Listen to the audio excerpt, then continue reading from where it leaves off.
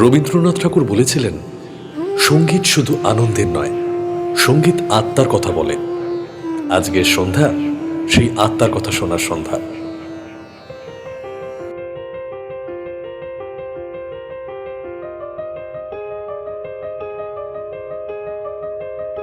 Mutual destructiveness.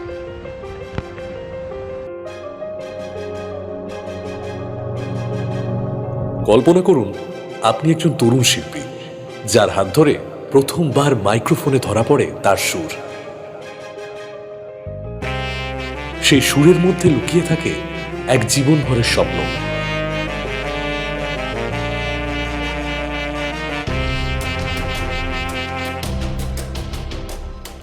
উৎকর্ষ এমন একটি মঞ্চ যেখানে এই স্বপ্নগুলো ডানা মেলে।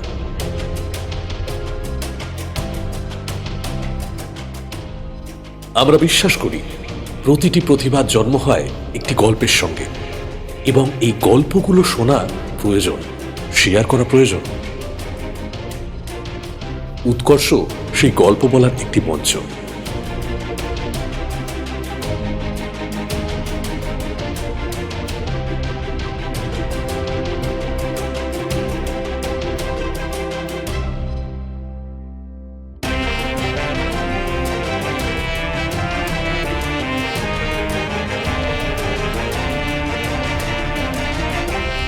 আজকের অনুষ্ঠানে আমরা নিয়ে এসেছি এমন প্রতিভাদের যারা নিজেদের তৈরি করেছে অন্ধকার থেকে আলোতে আসার গল্পে। তাদের পাশে আছেন এই সময়ের কিছু উজ্জ্বল নক্ষত্র, জনপ্রিয় গায়ক, চলচ্চিত্রের তারকা এবং সমাজের প্রিয় মুখ।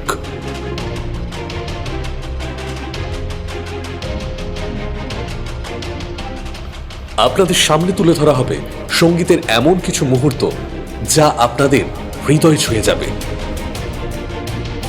এখানে সঙ্গীত শুধু বিনোদন নয়, একটি প্রতিশ্রুতির প্রতীক।